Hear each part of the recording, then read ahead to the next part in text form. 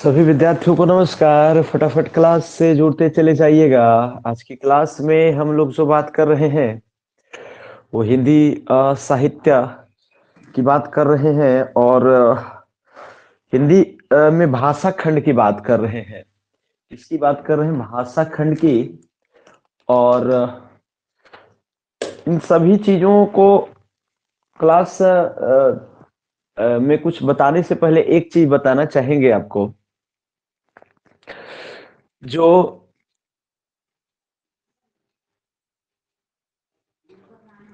इस बार का जो झारखंड पीजीटी का जो एग्जाम है वो थोड़ा सा अलग तरीके का है। ये आपको समय रहते जानना जरूरी है। ये अलग अलग विषयों में हम अपने कोचिंग में अपने विद्यार्थियों को इस बात की जानकारी दे रहे हैं, अनुभव का साझा कर रहे हैं कि इस बार का जो एग्जाम है थोड़ा सा अलग है। कैसे है कि पहली बार ऐसा हो रहा है कि पीजीटी का एग्जाम जिसमें जिसमें बाहर के विद्यार्थी नहीं आएंगे। बात समझ रहे हैं? यानी इसी नियमावली के तहत जो मैट्रिक और इंटर की जो बाध्यता है, तो यानी फॉर्म कम भराया है, पहली बात। दूसरी बात कि अभी आप रिजेक्शन लिस्ट देख रहे होंगे, बहुत सारे विद्यार्थियों का रिजेक्ट कर दिया गया जो थोड़े से लापरवाह टाइप के थे, या फिर कह सकते हैं कि किसी अन्य दुर्भाग्यवश। तो उनका विद्यार्थियों की संख्या है पीजीटी में बहुत कम। बात समझिएगा। जो एग्जाम में अपियर हो रहे हैं, एग्जाम में अपियर होंगे, जब भी एग्जाम हो, 20 दिन, महीना दिन, 2 महीना, जब भी एग्जाम हो, ठीक है, तो उसमें विद्यार्थियों की संख्या होगी बहुत कम। पहले क्या हो रहा था, इसके पहले जो भी एग्जाम हुआ 2017, 18, 12 पीजीटी का जो भी एग्जाम हुआ, उसमें अधिकांश से अधिकांश विद्यार्थी जो है वो पीजीटी में बाहर के आ जा रहे थे, बाहर के आ जा रहे थे। विशेष करके जनरल कैटेगरी का सीट जो है वो बाहर वाले भर लेते थे। यही कारण है कि ओबीसी, एससी और एसटी का कट ऑफ भी जो है वो ज्यादा जाता था। ठीक है, तो पहली बार ऐसा हो रहा है कि बाहर के जो विद्यार्थी हैं वो नहीं आएंगे, तो इसमें आपका सिलेक्शन का चांस बहुत ही ज्यादा बढ़ जाएगा, बहुत ज्यादा बढ़ जाएगा। हम एग्जांपल देते हैं, पिछला बार संस्कृत का एग्जाम हुआ था, उसमें जो है संस्कृत पीजीटी का, उसमें सिर्फ एक विद्यार्थी झारखंड का हुआ था, बाकी सब के सब बाहर वाले हो गए थे। एक विद्यार्थी देवघर का था, वो किसी तरीके से संस्कृत में हुआ था। कहने का अर्थ ये है कि पहले बाहर वाले लोग जो है वो सीट को लूट ले जाते थे, इस बार ऐसी स्थिति नहीं है।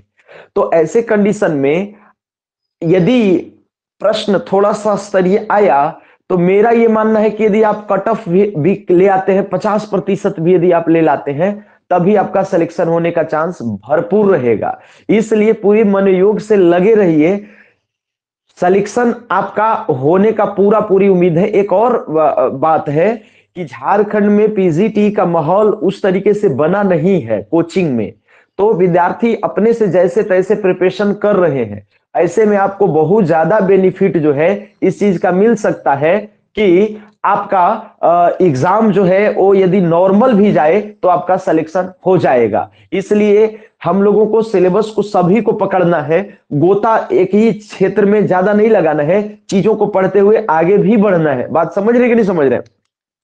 यथासंभव हम कोशिश कर रहे हैं कि आपके सिलेबस को खींचा जाए। आज हम लोग एक नए टॉपिक के साथ हैं। शाम को हम आपको वो पढ़ा देंगे जो झारखंड में जो भाषा और बोली का जो विकास हुआ है, अलग अलग भाषाओं का या बोलियों का, तो हम लोग जो कल बात कर रहे थे, कल या परसों, तो उसका हम लोग शाम को और बात कर देंगे। हम लोग बात कर लिए थे कि जो क्षेत्रीय में जो ट्राइबल लैंग्वेज थे उसके बारे में हम लोग बात कर लिए थे, संथाली या मुंडारी या हो या कुड़ुख, इस सब के बारे में हम लोग बात कर लिए थे। हम लोग खोरठा, नगपुरिया, पंचपरगना आदि की बात शाम में कर लेंगे। अभी जो बात कर रहे हैं एक नया चैप्टर, और वो ये है कि हिंदी को राजभाषा का दर्जा जो है वो कैसे प्राप्त हुआ है, और राजभाषा ये है तो राष्ट्रभाषा क्यों नहीं है, और राष्ट्रभाषा है तो संपर्क भाषा किसको कहते हैं, राष्ट्रभाषा हिंदी क्यों नहीं बन पाई, और राष्ट्रभाषा और राजभाषा में क्या अंतर होता है। आपका एक चैप्टर दिया हुआ है, आप पहले से भी थोड़ा बहुत परिचित होंगे ही, कि हिंदी का राजभाषा के रूप में विकास कैसे हुआ, और संविधान में क्या क्या इसका उल्लेख है, कौन कौन से आर्टिकल है जिनका, या कौन सा भाग है संविधान का जिसमें इसका उल्लेख किया गया है। तो हम आपको एक सिस्टमेटिक वे में आपको बता रहे हैं। सबसे पहले तो आप ये जानिए कि राष्ट्रभाषा क्या होता है, राजभाषा क्या होता है, और संपर्क भाषा क्या होता है। राष्ट्रभाषा जनरली उसको कहा जाता है जो संपूर्ण राष्ट्र के लोग भावात्मक रूप से, अंतरात्मा से उसको स्वीकार कर लेते हैं, और उसका कोई जरूरी नहीं है कि कहीं कोई ऑफिशियली या कोई यूज हो, बस ये है कि उसको पूरे देश के लोग उसको शहर से ही स्वीकार कर लेते हैं। ये राष्ट्रभाषा है।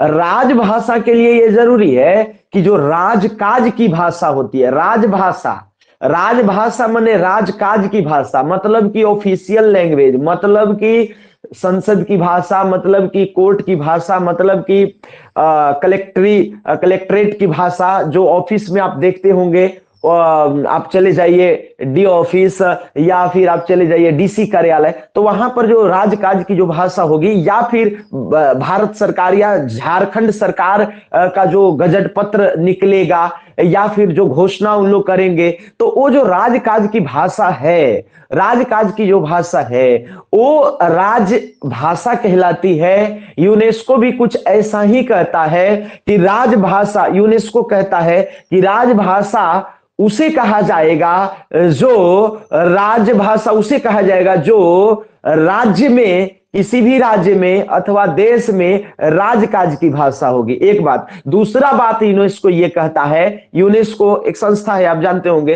तो यूनेस्को जो है अंतरराष्ट्रीय संस्था है, तो यूनेस्को दूसरी बात ये कहता है कि हम लोग राजभाषा उसको कह सकते हैं जो शासक को आम जनता से जोड़े, मतलब शासक की बात जो है वो आम जनता समझे। तो ऐसे कंडीशन में जो है, ऐसे कंडीशन में जो है वो राजभाषा हिंदी को जो है वो स्वीकृति प्रदान करी गई। और ये आप जानते हैं 14 सितंबर 1949 ईस्वी को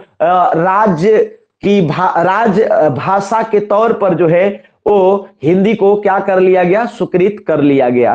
तो ये एक लंबा, एक कह सकते हैं कि आंदोलन चला था, या एक लंबा राष्ट्रीय स्वतंत्रता संग्राम जब भारत का हो रहा था, गांधी युग में बेसिकली जो है, गांधी के समय में आप समझ सकते हैं कि 1920 से लेकर के 1950 तक का काल गांधी युग के नाम से जाना जाता है। उस समय हिंदी को जो है वो पूरे देश की राष्ट्रभाषा बनाने पर, राजभाषा नहीं राष्ट्रभाषा बनाने पर भरपूर प्रयास किया जा रहा था। और हिंदी आजादी से पहले राष्ट्रभाषा के रूप में दर्ज भी थी। लोग यही मानते थे कि जैसे ही देश का संविधान बनेगा वैसे ही देश आजाद होगा और देश का संविधान बनेगा तो हिंदी को राष्ट्रभाषा का दर्जा प्राप्त हो जाएगा। लेकिन हिंदी को राष्ट्रभाषा का दर्जा प्राप्त नहीं हो सका। हिंदी जो है वो राजभाषा का दर्जा किसी तरीके से प्राप्त हुआ और ये कह दिया गया कि अभी हिंदी जो है वो बहुत ज्यादा डेवलप नहीं है। 1950 में जब संविधान लागू होता है, आपको पता है, तो जब 26 जनवरी 1950 को संविधान लागू कर दिया गया, तब कहा गया कि हिंदी जो है उसको राजभाषा का दर्जा भी दिया तो जा रहा है, लेकिन इसको राजकाज की भाषा अभी अपनाने में कुछ तकलीफ है। इसलिए जो है अभी अंग्रेजी में काम चलेगा। 15 साल बाद हम लोग देखेंगे 1963 ईस्वी में जो है वो हिंदी को लेकर के जो है वो आयोग बना, ठीक है, तो उसकी हम लोग चर्चा करेंगे। 1963 वाले आयोग की भी हम लोग आहिस्ता आहिस्ता चर्चा करेंगे। और संविधान में जितने भी उपबंध हैं जो हिंदी को राजभाषा का दर्जा दिया हुआ है, उस अनुच्छेद और भाग 17 में जो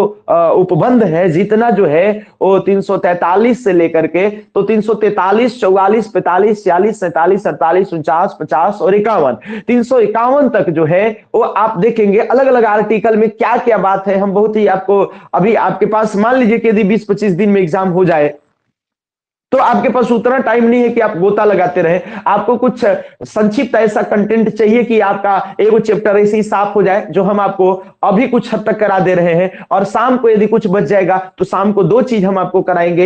एक तो जो अभी बात कर रहे थे कि जो हमारा झारखंड की जो भाषा और बोली बचा हुआ है कुछ, उसको करा देंगे। और दूसरा जो अभी जो बच जाएगा उसको हम शाम को और कुछ कराएंगे।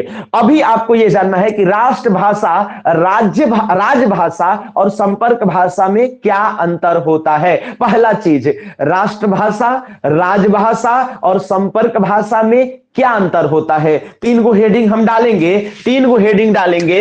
एक होगा राष्ट्रभाषा, राष्ट्रभाषा, दूसरा हो जाएगा राज्यभाषा, तीसरा हो जाएगा संपर्क भाषा, संपर्क भाषा। ये तीनों में जो है वो क्या अंतर है पहले तो आप समझिएगा, तभी आगे गाड़ी बढ़ सकता है।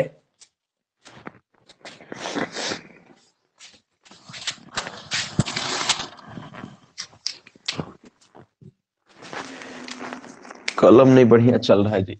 तो राष्ट्रभाषा, राष्ट्रभाषा जो है वो भाव से रिलेटेड है। राष्ट्रभाषा किसी को जबरदस्ती नहीं बनाया जा सकता है। राष्ट्रभाषा को स्वयं जो है किसी भाषा को राष्ट्रभाषा का दर्जा प्राप्त करना होता है। मींस पूरे देश के लोग जिस भाषा को एक स्वर में पसंद करेंगे उसी को राष्ट्रभाषा का दर्जा प्राप्त हो सकता है। हिंदी राष्ट्रभाषा क्यों नहीं बन पाई, ये बहुत बड़ा चर्चा का विषय है, लेकिन संक्षेप में आप जान लीजिए कि हिंदी राष्ट्रभाषा का दर्जा इसलिए नहीं प्राप्त कर सकी क्योंकि पूरा देश जो है अभी वर्तमान में 28 राज्य हैं, 29 नहीं, अब 28 हो गए हैं जम्मू कश्मीर के विभाजन के बाद।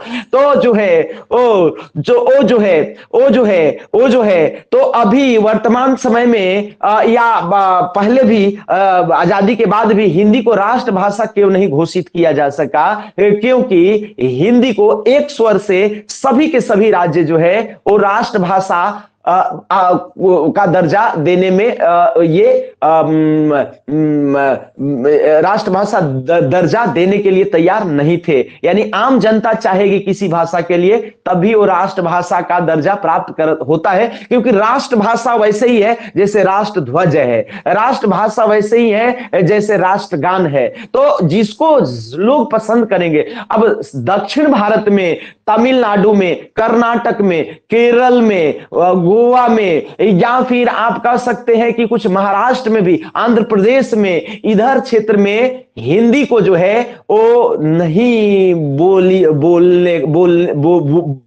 बोल पाते हैं, लोग पसंद नहीं करते हैं हिंदी को। इसलिए जब अभी देखो तमिलनाडु में तमिल बोलता है, आपको मलयालम बोलेगा, उधर कन्नड़ बोलेगा। तो ऐसे कंडीशन में जो है, ऐसे कंडीशन में हिंदी को राष्ट्रभाषा नहीं बनाया जा सकता है। तो कुल मिलाकर के जो है हिंदी को क्या नहीं किया जा सकता है, राष्ट्रभाषा बनाने में तकलीफ थी, इसलिए क्या बना दिया गया, राजभाषा। राजभाषा ऑफिशियल लैंग्वेज को बोलेंगे तो राष्ट्रभाषा का संबंध भावात्मक होता है, भावनात्मक होता है, संवेदात्मक होता है किसी भी देश से। तो थोड़ा सा बस थोड़ा हम जिक्र करते चलते हैं, ज्यादा नहीं। एक लाइन मैं लिखता हूं कि यह जो है इसका संबंध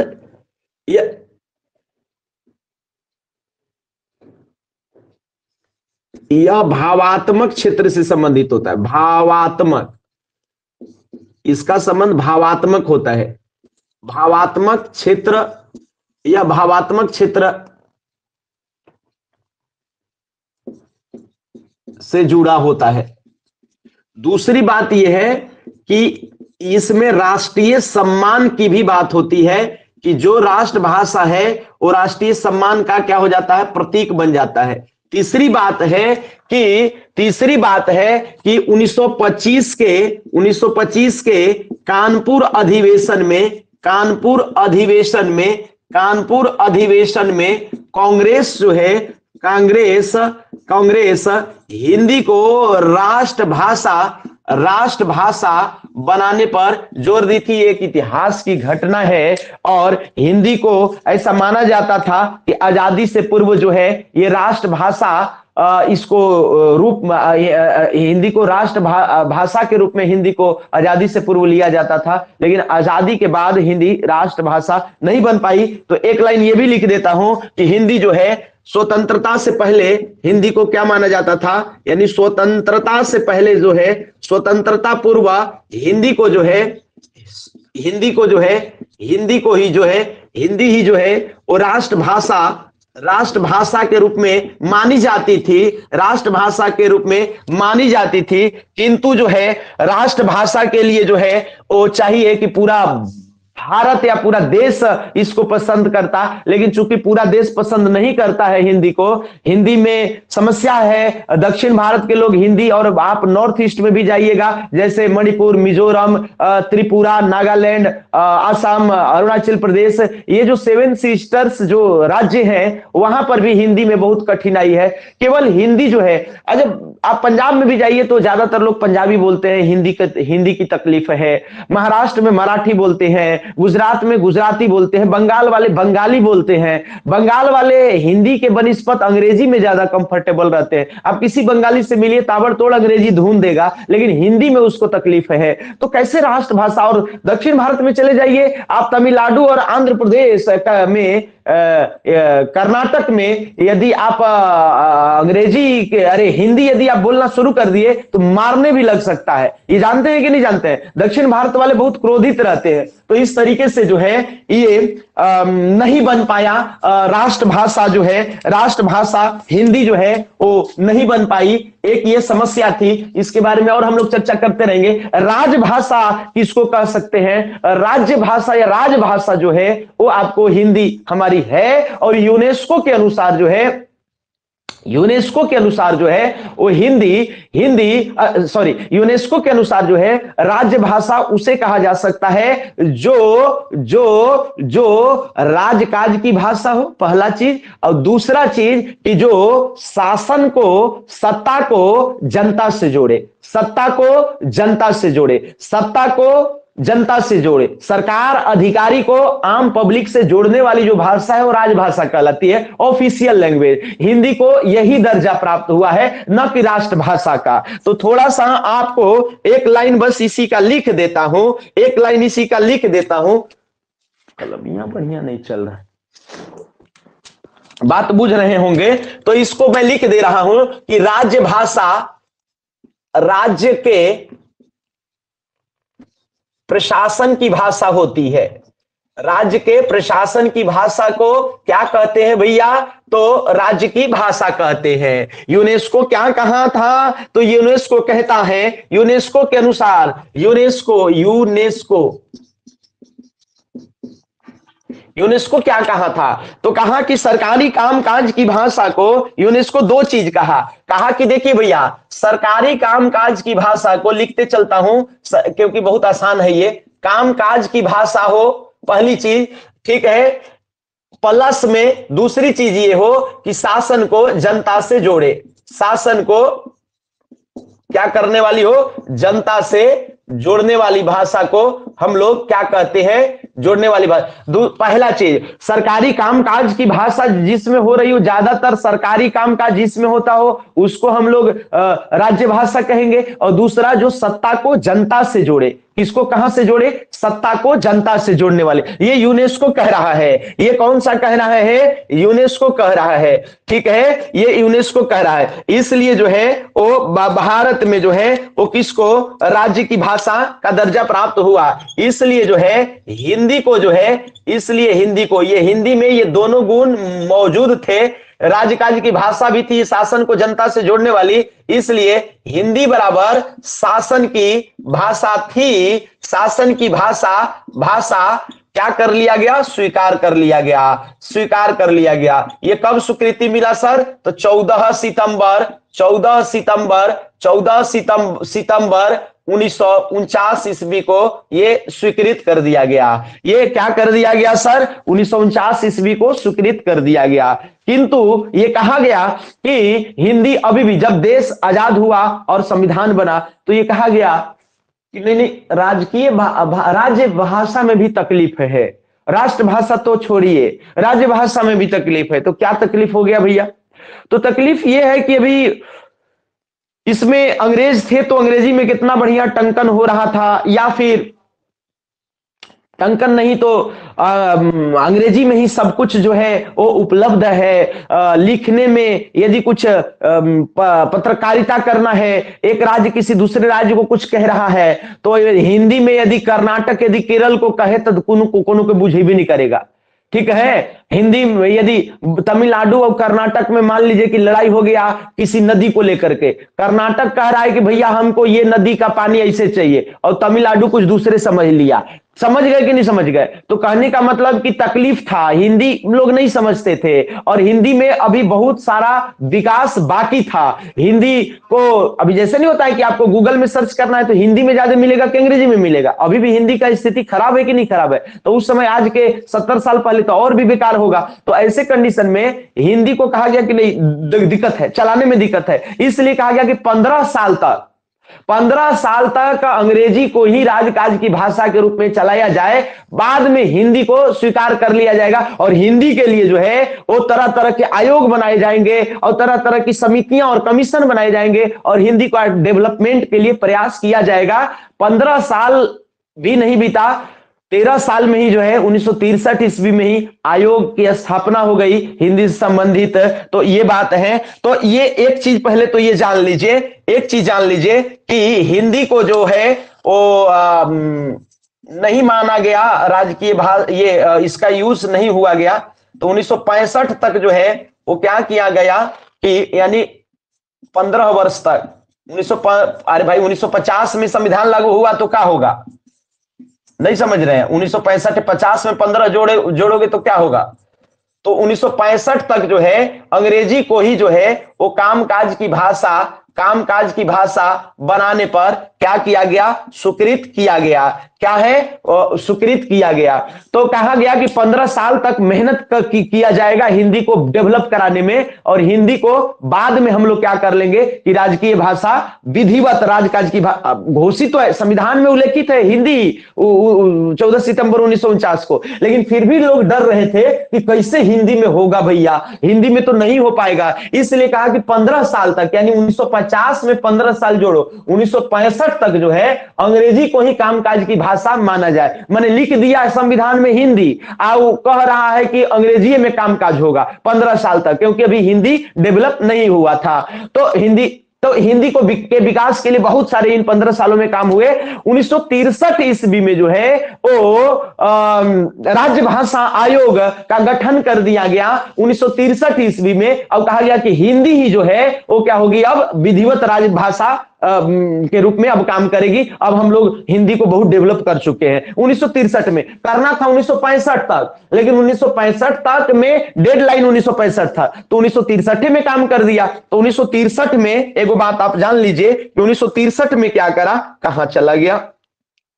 हाँ, तो 1963 में जो है 1963 में क्या हुआ, में हिंदी का माना गया कि काम भर विकास हो गया है, इसलिए बराबर अब राजभाषा के रूप में जो है अब क्या होने लगेगा, प्रयोग अब होना शुरू हुआ।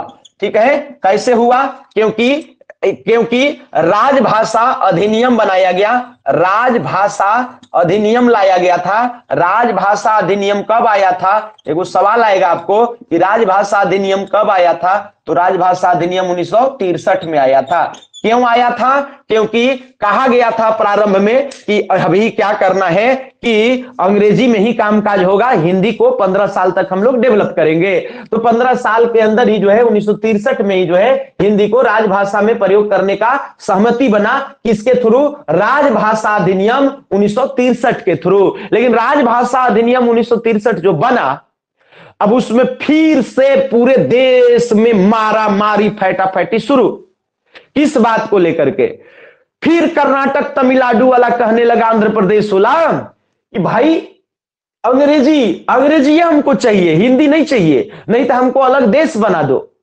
हमारे यहाँ के लोग हिंदी नहीं समझते हैं, तो कहा कि दक्षिण भारत वाला कहा कि हमको अपना एगो अलग देश बनाओ। तुम लोग ले लो मध्य प्रदेश, बिहार, उत्तर प्रदेश, जहां पर हिंदी समझता है वो एगो अलग देश बना दो, अब हमको अलग देश बना दो। तो लोग डर गए कि भाई ऐसे कैसे होगा। तो ऐसे में संशोधन करना पड़ा 1967 में, 4 साल बाद ही जो है इसमें राजभाषा अधिनियम में पुनः संशोधन किया जाने लगा। 1967 में जो है राजभाषा अधिनियम में संशोधन करके ये साफ साफ कह दिया गया, ये साफ साफ कह दिया गया कि अंग्रेजी जो है वो हिंदी के साथ साथ सह राजभाषा के रूप में काम में प्रयुक्त होते रहेगी। नहीं समझ रहे बात के।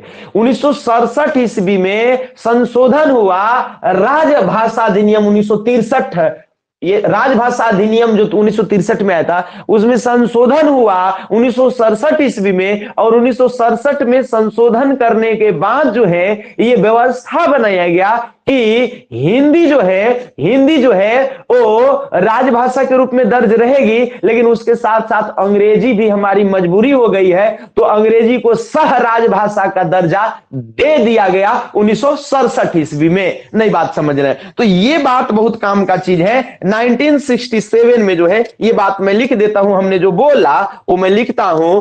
क्या हुआ कि पूरे देश में विरोध का लहर, सब बात नहीं लिख पाते हैं, मेन बतिया हम यहां लिख देते हैं जिससे कि आपको गड़बड़ा न जाए आप। किंतु 1967 में कौची हुआ, 1967 में भारी विद्रोह के बाद जो है वो संविधान में संशोधन, तो क्या किया गया, राजभाषा अधिनियम में संशोधन किया गया। राजभाषा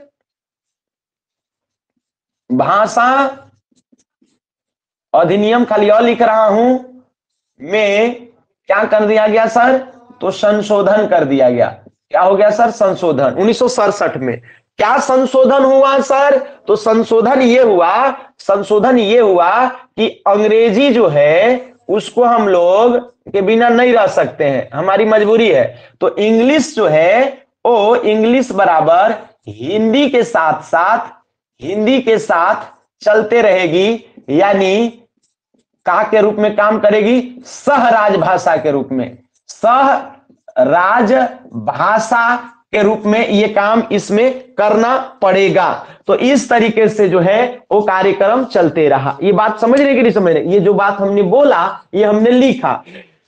राजभाषा जनरली 4 क्षेत्रों में प्रयुक्त होती है, कार्यपालिका में, विधायिका में, न्यायपालिका में और शासन के रूप में। तो ये आप ध्यान में रखिएगा, राजभाषा जनरली 4 क्षेत्रों में प्रयुक्त की जाती है। कार्यपालिका के कार्यक्रम जो है वो राजभाषा में किया जाता है, विधायिका के कार्यक्रम राजभाषा में किया जाता है, न्यायपालिका का कार्यक्रम राजभाषा में किया जाता है, और शासन का जो कार्यक्रम है वो राजभाषा में किया जाता है। एक लाइन बस लिख देता हूं, आप समझते रहिएगा। तो राजभाषा का जो क्षेत्र हो सकता है, राजभाषा का कौन कौन एरिया है, तो राजभाषा का जो क्षेत्र है वो इसके 4 क्षेत्र हो सकते हैं सर। पहला कार्यपालिका का क्षेत्र होगा सर, दूसरा जो है सो विधायिका का होगा सर, दूसरा विधायिका का होगा सर, तीसरा न्यायपालिका का होगा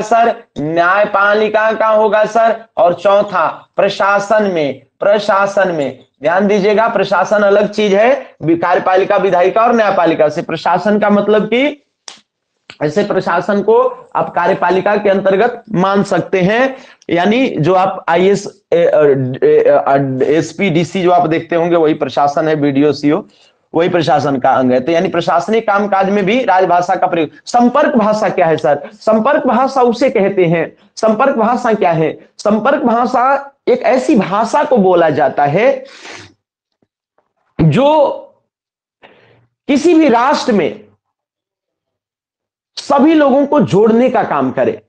जैसे मान लीजिए हम तमिलनाडु क्षेत्र से हम तेलुगु बोलते हैं, आप कर्नाटक से आप कन्नड़ बोलते हैं, या फिर आप मलयालम बोलते हैं, तो हम कन्नड़ बोलेंगे, आप मलयालम बोलेंगे, हम तेलुगु बोलेंगे, आप कुछ बोलेंगे। बात कैसे समझ में आएगी, क्योंकि भारत अखंड भारत है। अखंड भारत है तो कर्नाटक का आदमी तमिलनाडु में जाएगा, तमिलनाडु का आदमी गुजरात में आएगा, गुजरात का आदमी बंगाल में जाएगा, कोई कहीं भी जाएगा। नौकरी यदि होगी तो जो केंद्र सरकार की नौकरी होती है वो कहीं भी नौकरी आपको करना होता है। आप टीचर में ही जो है आप यहां के पीजीटी के जगह पर यदि नवोदय विद्यालय में पीजीटी बनिएगा तो आपको हिंदी के साथ साथ कुछ अंग्रेजी भी आना चाहिए, नहीं तो आपको केरला में यदि हो गया तो वहां एको आदमी ये हिंदी समझिए नहीं रहा है, आप हिंदी के टीचर बन के गए हैं लेकिन केरला में हो गया तो आपको थोड़ी बहुत अंग्रेजी तो आनी चाहिए। तो संपर्क की भाषा किसे बोला जाता है? जो अलग अलग क्षेत्रों में, अलग अलग राज्यों में जहां पे क्षेत्रीय भाषा का प्रभाव होता है लेकिन वहां पर एक ऐसी भाषा सबको आनी चाहिए जो पूरे अखंड देश को जोड़ने का काम करे। तो वो भारत में आप जान ही रहे अंग्रेजी के सिवाय और कोई भाषा नहीं है, हिंदी, अंग्रेजी भी नहीं है। अंग्रेजी और हिंदी दोनों का मिक्स रूप है, किसी को अंग्रेजी समझ में आती है किसी को हिंदी। तो संपर्क भाषा उसे कहते हैं जो संपूर्ण देश को जोड़ने वाली भाषा होती है। तो ये संपर्क भाषा किसको कहते हैं? संपर्क भाषा को आप राष्ट्रीय स्तर की भाषा कह सकते हैं, स्तर की भाषा कह सकते हैं, राष्ट्रीय स्तर की भाषा कह सकते हैं। यानी सभी देश के जो राज्य हैं, सभी राज्य को जोड़ने वाली भाषा को जो है, जोड़ने वाली भाषा को हम लोग क्या कहते हैं? क्या कहते हैं? संपर्क की भाषा। तो संपर्क की भाषा राजभाषा, और आपको संपर्क की भाषा राजभाषा और ये राष्ट्रभाषा में अंतर बुझाया होगा। अभी हम लोग संविधान के कुछ आर्टिकल पर चर्चा करेंगे, उसको हम रहने देते हैं, उसका स्क्रीनशॉट भेज देंगे, ठीक है।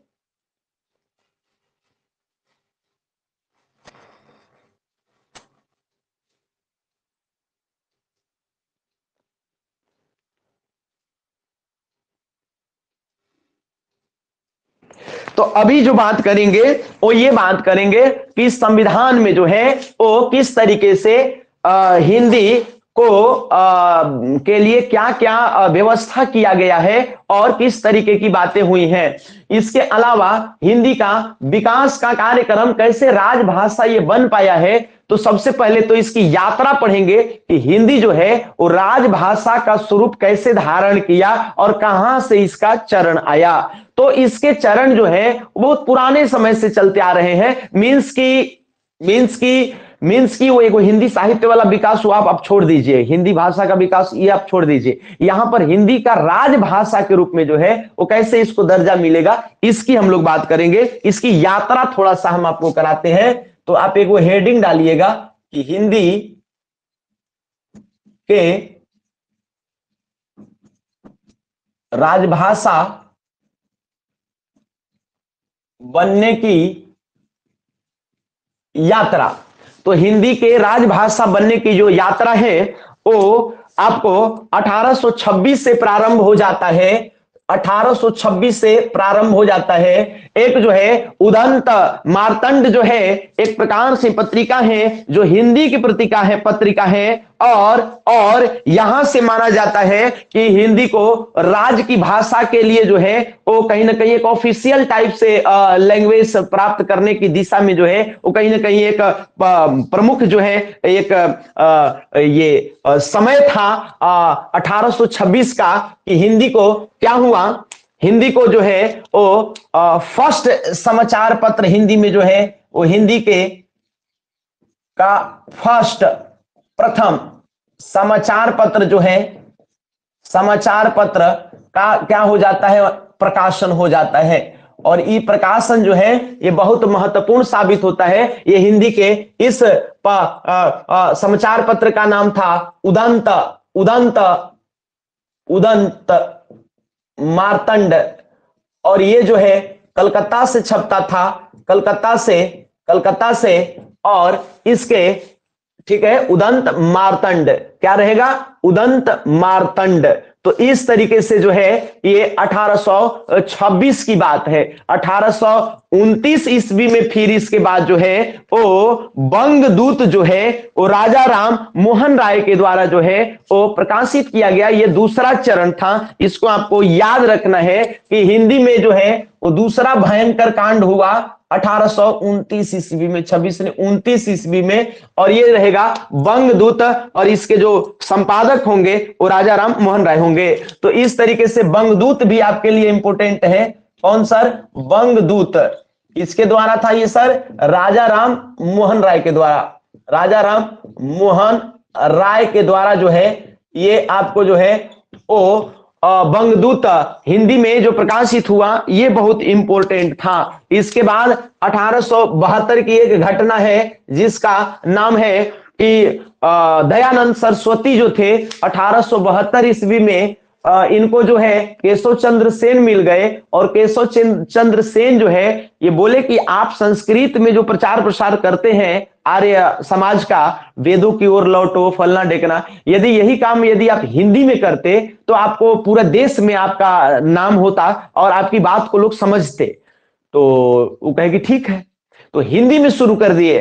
तो 1800 आपका जो है 72 ईस्वी की यह घटना है कि जो दयानंद सरस्वती थे जो आर्य समाज की स्थापना कर रहे थे, उन्होंने हिंदी को आर्य समाज के लिए भाषा के रूप में प्रयुक्त करना शुरू किया। और दूसरी बात कि 1875 के आसपास में जब सत्यार्थ प्रकाश जो उनकी किताब है वो रची जाएगी तो उसमें भी जो है वो हिंदी में जो है उसका प्रकाशन हो जाएगा। तो ये एक बहुत बड़ी उपलब्धि थी कि हिंदी के लिए जो है वो कुछ अच्छे लोग, जिस समय स्वतंत्रता के लिए भारत संघर्ष कर रहा था उस समय जो है आप कह सकते हैं कि हिंदी में कुछ कुछ ऐसा होते गया, कुछ पत्र पत्रिका संपादक, राजभाषा की बात हो रही है ना, राष्ट्रभाषा नहीं राजभाषा, मतलब क्या क्या हिंदी में कुछ ऐसा लिखा गया जो बहुत ज्यादा इफेक्टिव हुआ और बाद में ये हो गया। तो 1872 में, थोड़ा जल्दी करेंगे टाइम मेरे पास कम है, तो 1872 में जो है वो क्या हुआ, आर्य समाज, आर्य समाजी कौन थे सर? दयानंद। दयानंद जो थे वो क्या किए, हिंदी को अपनाए, हिंदी को क्या कर लिए, अपना लिए। किसकी प्रेरणा से? केशव चंद्र सेन की प्रेरणा से। केशव चंद्र सेन की प्रेरणा से ये क्या कर लिए, हिंदी को अपना लिए। बात समझ रहे कि नहीं समझ रहे? एक और घटना घटी थी 1973 में जो है, उस 1973 में जो है पदार्थ विज्ञान जो है किताब लिख दिया गया जो कि मेडिकल साइंस का है। तो 1973 में जो है एक किताब लिख दिया गया था जिसका नाम है जो है पदार्थ विज्ञान। तो ये जो किताब छपा तो इससे भी आशा एक जगी कि हिंदी में अच्छे अच्छे काम जो है वो हो रहे हैं और इसके लिए महेंद्र भट्टाचार्य को शुक्रिया करना होगा। महेंद्र भट्टाचार्य जो थे वो क्या किए थे कि पदार्थ विज्ञान लिखे थे। एक और घटना जो है वो इंपोर्टेंट है, वो 1875 में दो घटनाएं हुई। 1875 में दो घटनाएं हुई। एक तो जो है बिहार में 1835 से ही जो है ये डिमांड किया जा रहा था कि हमको हिंदी में जो है वो कामकाज की भाषा हो, कचहरी की भाषा हो। तो 1835 से 1875 तक आंदोलन चला बिहार में हिंदी को ऑफिशियल लैंग्वेज बनाने के चक्कर में। बिहारी हिंदी बोलेंगे और क्या बोलेंगे। तो 1835 से 1875 लगभग 40 सालों के आंदोलन के बाद 1875 में बिहार में हिंदी को ऑफिशियल लैंग्वेज का दर्जा दिया गया। कामकाज की भाषा, कचहरी की जो भाषा थी वो हिंदी में कर दी गई, जिससे बिहारी अब समझ पा रहे थे। 1875 में एक और घटना घटी, वो ये था सत्यार्थ प्रकाश का प्रकाशन जो है 1875 में ही हुआ था, जो हिंदी में हुआ था। तो दो महत्वपूर्ण घटना 1875 में हुआ था, तो ये दोनों को मैं लिख रहा हूं। एक तो कि हिंदी को क्या किया गया कि बिहार में कचहरी की भाषा का दर्जा प्राप्त हो गया, और दूसरा जो हुआ वो सत्यार्थ प्रकाश का क्या हो गया, प्रकाशन हो गया। प्रकाशन हिंदी में, प्रकाशन कौची में होगा, हिंदी में। तो ये बहुत इंपॉर्टेंट घटना थी। 1882 में 5-7 साल बाद जो थे वो भारतेंदु हरिश्चंद्र जो थे, 1882 में भारतेंदु हरिश्चंद्र, आप नाम सुने होंगे, जानते होंगे। तो भारतेंदु जी ने जो है वो हंटर कमीशन के सामने एक प्रस्ताव रखा कि सर हिंदी को जो है वो ऑफिशियल लैंग्वेज के रूप में विधिवत शामिल किया जाए, क्योंकि भारत के अधिकांश लोग हिंदी समझते हैं, बोलते हैं, जानते हैं। तो हंटर कमीशन स्वीकार भले करे चाहे न करे, लेकिन भारतेंदु हरिश्चंद्र की यह जो कह सकते हैं कि जो उनका जो परिश्रम था या उनका ये जो डिमांड था वो बहुत आगे भविष्य में काम आया, और धीरे धीरे धीरे लोग हिंदी की ओर झुकना शुरू किए। तो 1882 में जो है, 1882 में भारतेंदु जी जो थे, क्या नाम था सर? भारतेंदु हरिश्चंद्र। तो भारतेंदु हरिश्चंद्र जो थे, भारतेंदु ने क्या किया था? भारतेंदु ने हंटर कमीशन के सामने, हंटर कमीशन से हिंदी की वकालत किया था। हिंदी की क्या किया था सर? वकालत किया था। ये बात है। इसके बाद जो है बीते गया समय, 1917 ईस्वी में गांधी जी जो थे वो भरूच या भड़ोच में थे, गुजरात में। उन्होंने जो है वो हिंदी को राज्य भाषा का दर्जा देने के लिए जो है अंग्रेजों से अनुरोध किया और पूरे देश में घोषणा किया। फिर 1918 में भी जो है वो गांधी जी जो थे वो दक्षिण भारत को हिंदी समझने के लिए और दक्षिण भारत को हिंदी से जोड़ने के लिए जो है वो बहुत भयंकर प्रयास किए थे। 1917 और 1918 में गांधी जी का प्रयास भी बहुत इंपॉर्टेंट था। 1917 में जो था गांधी का भरूच वाला ये, तो 1917 में जो है वो गांधी क्या किए थे? गांधी ने भरूच गुजरात में है ये,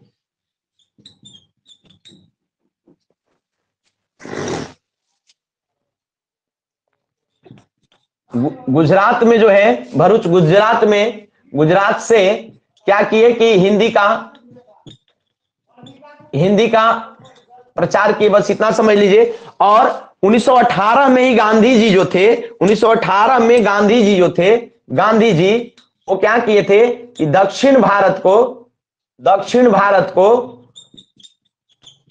हिंदी से जोड़ने के लिए कार्यक्रम चलाए थे, जोड़ने का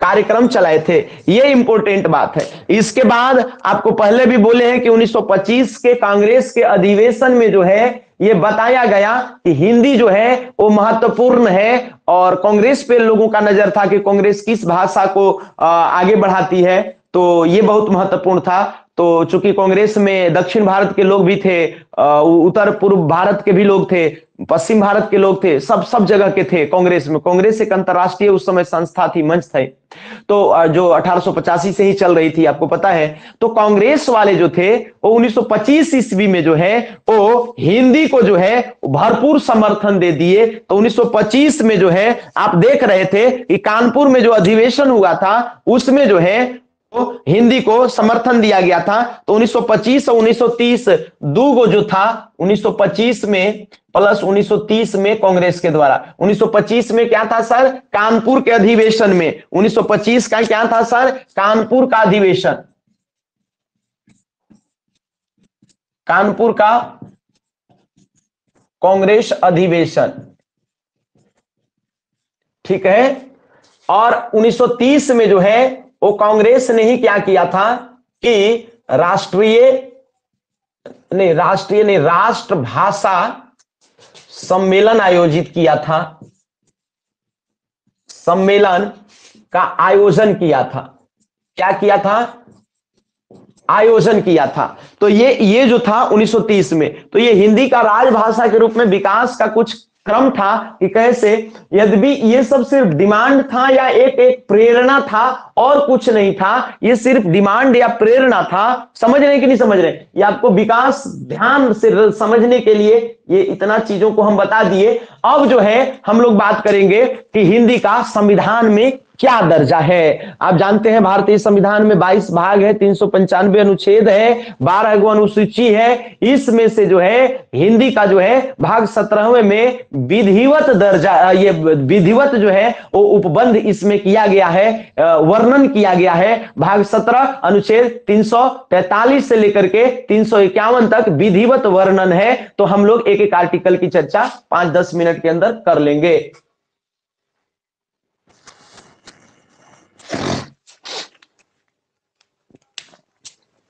तो आपको हेडिंग डालना है संविधान में हिंदी।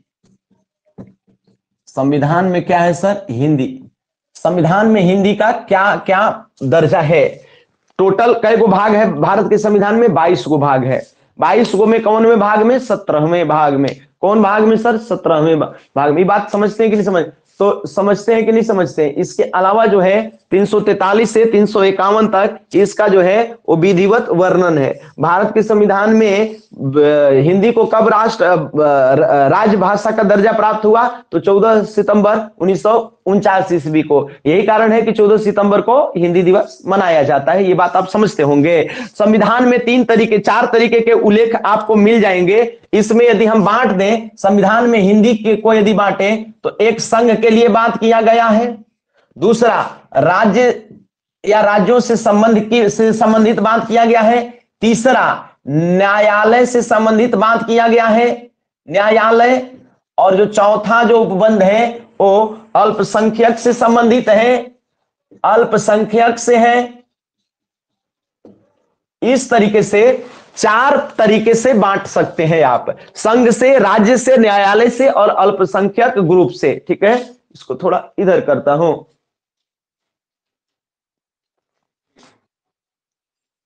दिख रहा है ना? ठीक है, ये चीज। तो ये संघ से, राज्य से कितना आर्टिकल है भैया? तो 343। कितना से कितना? आर्टिकल 300 संविधान में जो है भाग 17 343 से लेकर के और 351 तक जो है आर्टिकल रहेगा। इसमें वर्णन किया गया है 343 से 351 में। इसके अलावा अनुच्छेद 120, अनुच्छेद 210 में भी जो है वो क्रमशः संसद और राज्य विधानमंडल के बारे में चर्चा है, उसकी भी बात हम लोग करेंगे। अनुच्छेद, तो ये संघ वाला जो है वो आपको 2 आर्टिकल हो जाएगा। संघ वाला 2 आर्टिकल 343, 344। तो 343 एगो हो जाएगा सर, और इसके अलावा जो है वो 344 हो जाएगा सर। इसके बाद जो है राज्य में एगो 345 हो जाएगा सर, और एगो जो है 346 हो जाएगा सर। इसके अलावा जो है 347 हो जाएगा सर। न्यायपालिका में 348 और 349 हो जाएगा सर।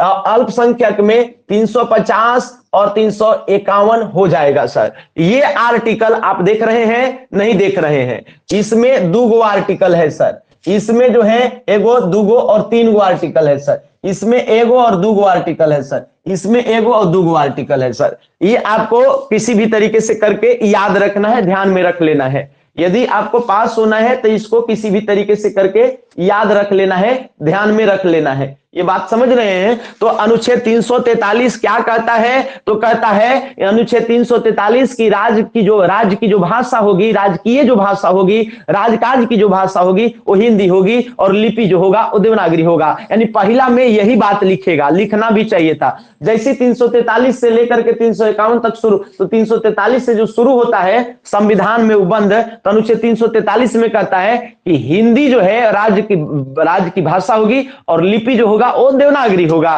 तो अनुच्छेद 343 में ये बात लिखा गया है। पहला बात, सिर्फ यही नहीं है, सिर्फ पहला बात मैं बोला हूं अभी। तो पहला बात क्या लिखा हुआ है सर? तो पहला बात जो लिखा हुआ है कि राज्य की जो भाषा होगी, बहुत शॉर्ट में मैं लिखते चलता हूं कि राज्य भाषा जो है वो कौची हो जाएगा सर? हिंदी हो जाएगा। राज्य भाषा क्या हो जाएगा सर? हिंदी हो जाएगा। दूसरा लिखता है कि लिपि जो है वो हो जाएगा सर देवनागरी। लिपि क्या हो जाएगा सर? देवनागरी हो जाएगा। ठीक है, एक बात। दूसरी बात ये कहता है कि 15 वर्षों तक जो है वो अंग्रेजी को ही जो है वो राजभाषा के रूप में प्रयुक्त किया जाएगा। यानी 1950 से 1965 तक अंग्रेजी को ही राजभाषा के रूप में प्रयुक्त किया जाना था। ये किस आर्टिकल में लिखा गया था या उपबंधित था?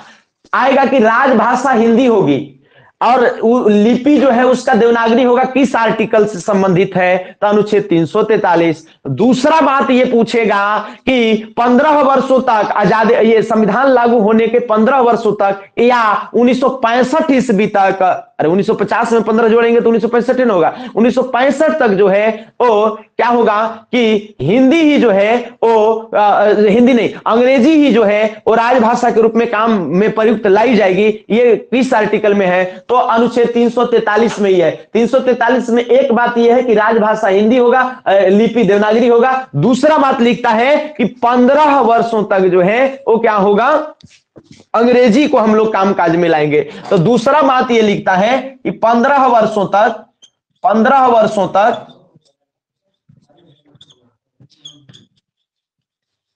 अंग्रेजी ही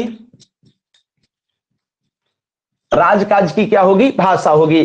15 वर्षों तक अंग्रेजी ही क्या होगी, राजकाज की भाषा होगी। 15 वर्षों तक अंग्रेजी ही क्या होगी, राजकाज की भाषा होगी।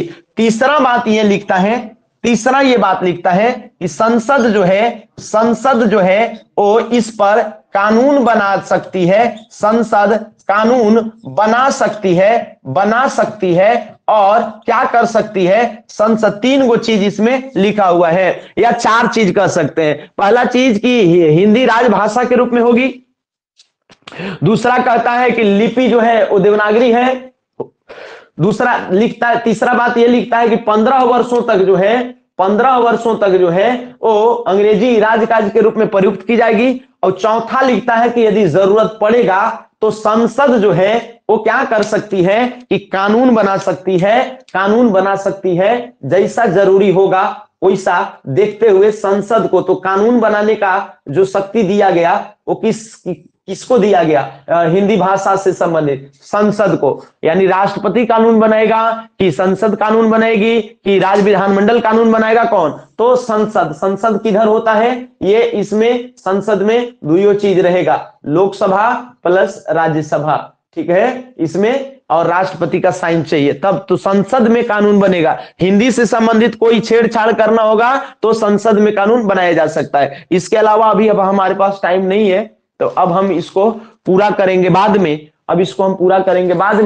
और इसके बाद शाम में जो है 3 बजे अभी हम आते हैं, तो उसके बाद आपको जो है वो 3 बजे से एक क्लास मैं रख दे रहा हूं, इसको पहले मैं पूरा कराऊंगा और इसके बाद फिर 6-7 बजे से एक और क्लास हम आपका लेंगे, जो फुर्सत में हो करके, जो आपका हिंदी का जो राजभाषा का जो दर्जा प्राप्त हुआ है उसका वाला जो चैप्टर है, जो ये इसका और आगे डेवलप कराएंगे, इसको और मतलब चैप्टर को और आगे बढ़ाएंगे। और दूसरा जो झारखंड में जो हिंदी लैंग्वेज झारखंड में जो अलग अलग जो भाषा और बोली का जो विकास हुआ है उसका हम लोग करेंगे। तो ये 2 चैप्टर हम लोगों का शाम को अब तैयार होगा। 2 चैप्टर हम लोगों का क्या होगा, शाम को तैयार होगा। अभी आप इसको आधा अधूरा इतना ही छोड़ दीजिए। जनरली हम क्लास को पूरा कराते हैं, अधूरा नहीं, लेकिन अब टाइम हो गया है तो अब आज हम नहीं पढ़ा पाएंगे। तो आज की क्लास अब हम लोग करेंगे शाम को 3 बजे से। 3 बजे वो आप ऐसे ही तैयार रहिएगा, हम वो मैसेज करेंगे चाहे नहीं करें। 3 या 3:15 बजे से क्लास होगी। आज के लिए अभी के लिए बहुत बहुत धन्यवाद।